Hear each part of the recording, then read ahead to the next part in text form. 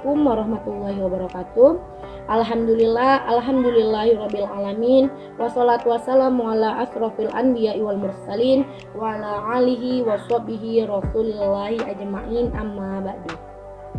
Baiklah, sebelum saya memaparkan materi yang akan saya sampaikan pada video kali ini, izinkan saya memperkenalkan diri terlebih dahulu. Introducing myself.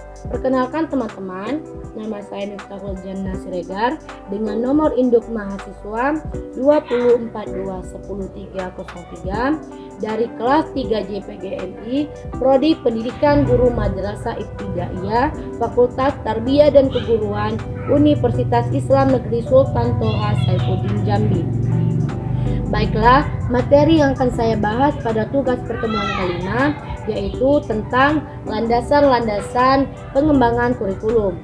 Adapun saya membuat video tentang penjelasan materi landasan ini yaitu tentu memiliki tujuan untuk memenuhi tugas mata kuliah kurikulum pendidikan yang diampu oleh dosen kami, Ibu dosen Ica Wandari Anisia MPD.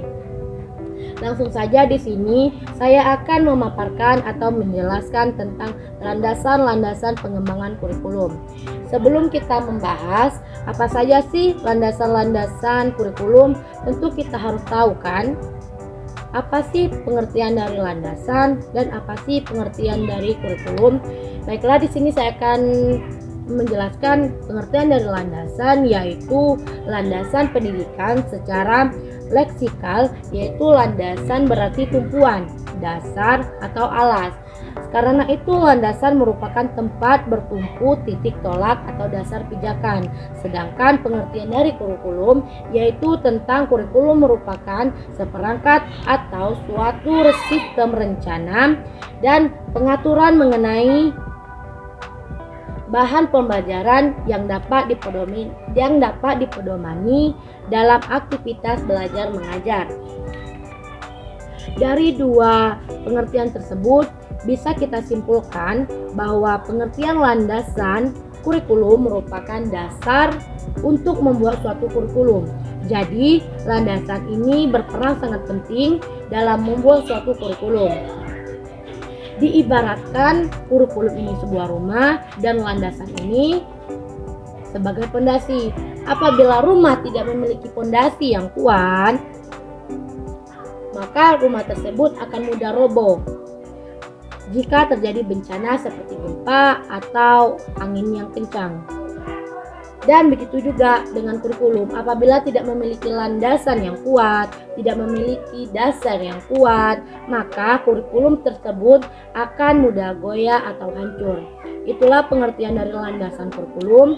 Selanjutnya kita akan membahas tentang landasan pengembangan kurikulum, yaitu ada 4. Yang pertama, landasan filosofis. Yang kedua, landasan psikologis. Yang ketiga, landasan sosiologis. Dan yang keempat ialah landasan ilmu pengetahuan dan teknologi atau disebut dengan IPTEK. Yang pertama yaitu landasan filosofis. Landasan filosofis mengandung arti bahwa pendidikan senantiasa berhubungan dengan manusia baik sebagai subjek, objek maupun sebagai pengelola.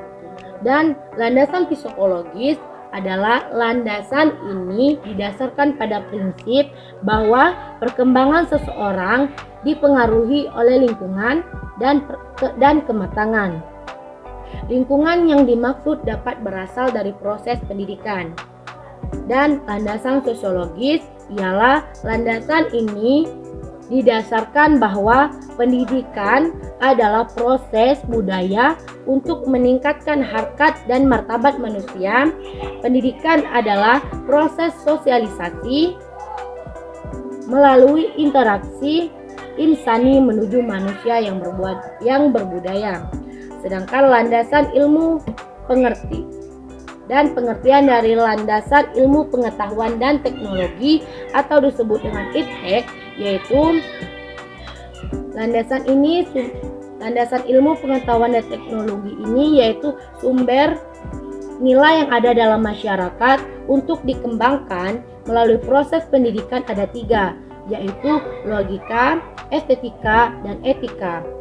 ilmu pengetahuan dan kebudayaan adalah nilai-nilai yang bersumber pada logika atau pikiran. Sebagai akibat dari kemajuan ilmu pengetahuan dan teknologi yang pada hakikatnya adalah hasil kebudayaan manusia, maka kehidupan manusia semakin luas, semakin meningkat, sehingga tuntutan hidup pun semakin tinggi.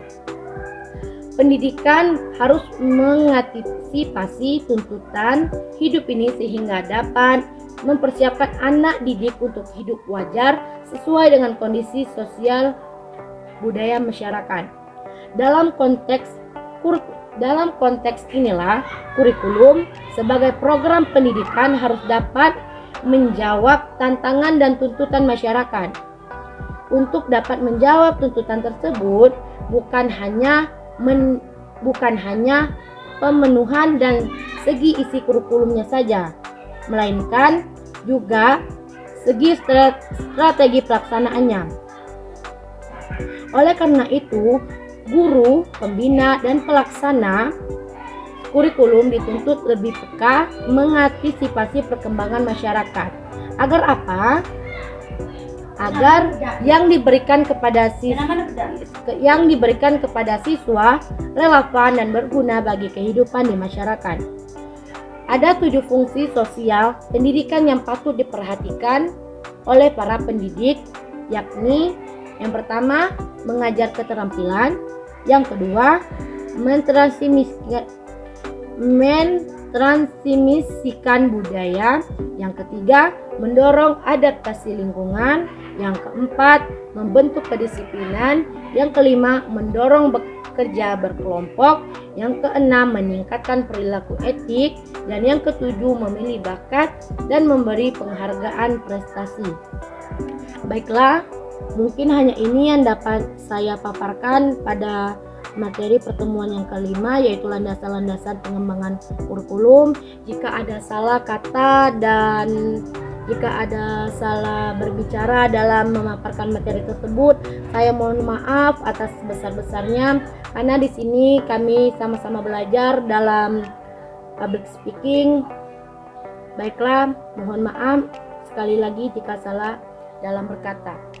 Assalamualaikum warahmatullahi wabarakatuh.